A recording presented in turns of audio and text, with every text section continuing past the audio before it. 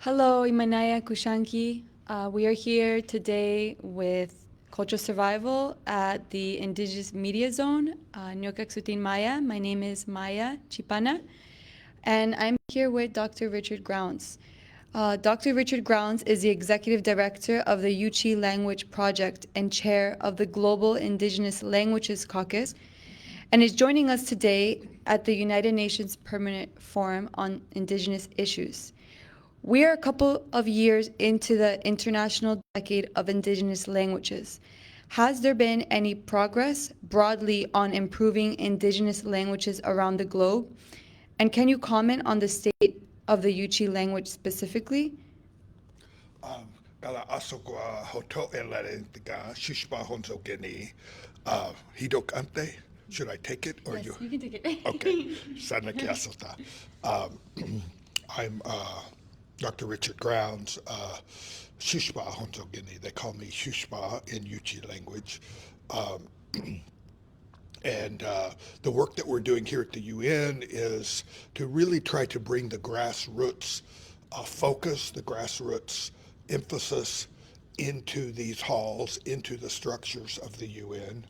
I came here since the first uh, year of the Permanent Forum on Indigenous Issues and began pushing for a UN International Year of Indigenous Languages, having this kind of naive idea that, if we could call attention to our languages, that it would help with perhaps the dire need for funding, would help bring, more players, new players into the efforts to revitalize our indigenous languages.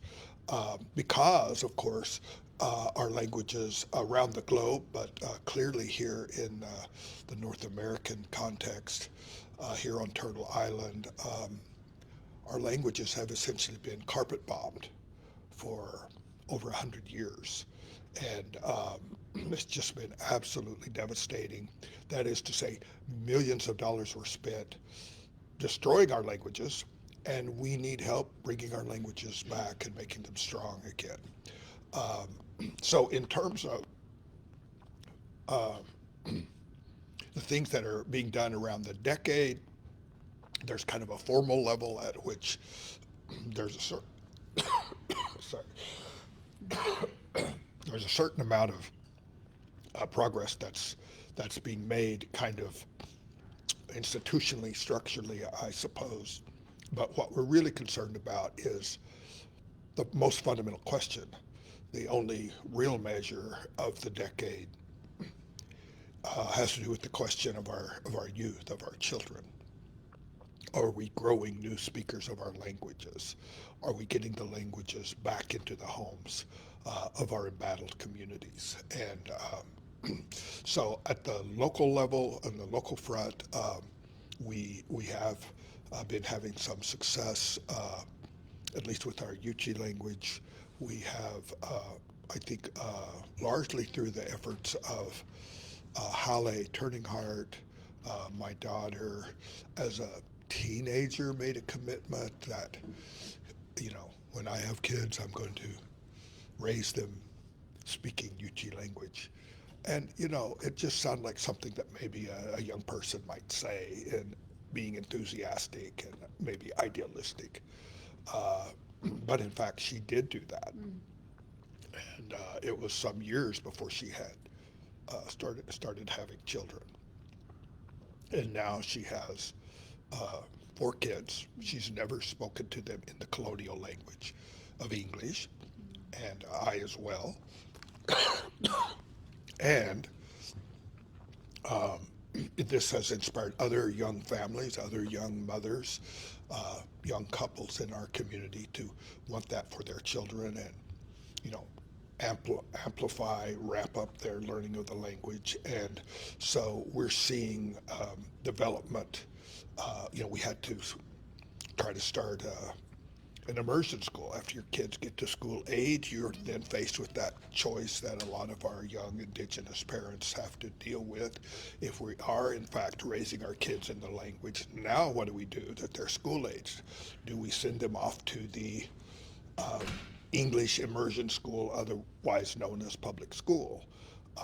And So we've kind of followed the model of our friends and supporters at Coachity and other language programs where we've tried to, develop a school for the kids. And so the young parents are the ones who are now helping that to move forward and have become the teachers and workers at this fledgling Yuchi language immersion school. So really, it marks the first time in almost 100 years that we have a cohort, a group of young kids being raised as first speakers of the language.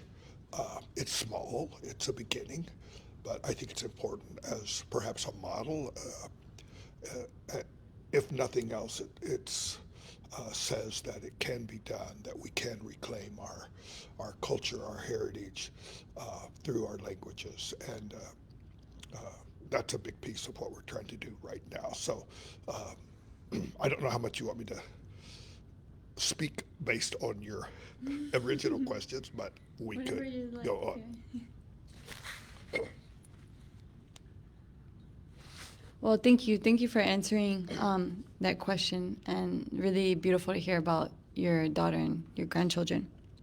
My next question is, are we making good strides to revitalize indigenous languages? And may you tell us some of the activities in the Yuchi language project?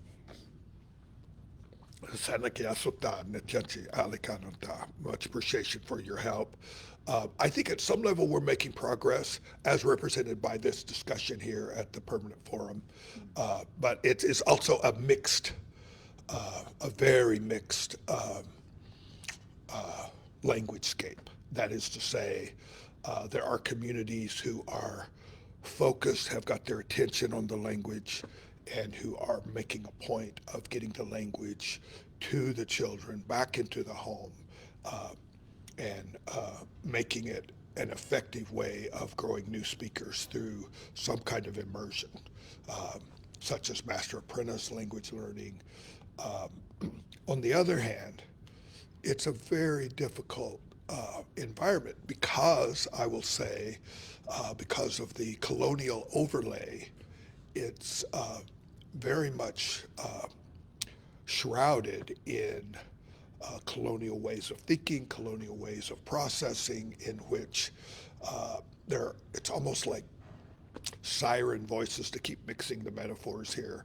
It's almost like siren voices say, oh, record your elders, oh, make a dictionary. And those things are fine. But if they're the very last speakers you have on the planet, it may not be the smartest thing you can do. J'ai un dictionnaire comme ça en français, n'est-ce pas? Mais alors, je ne parle pas bien français. My French is terrible, but I've got a big fat dictionary. I've got a Cassell's about this thick.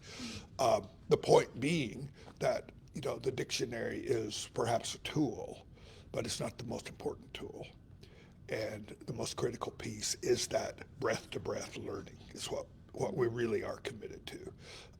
But there's so many voices offering seeming solutions from technology that somehow if you use this app for your language, you're going to save your language, and all the kids are somehow suddenly going to be speaking.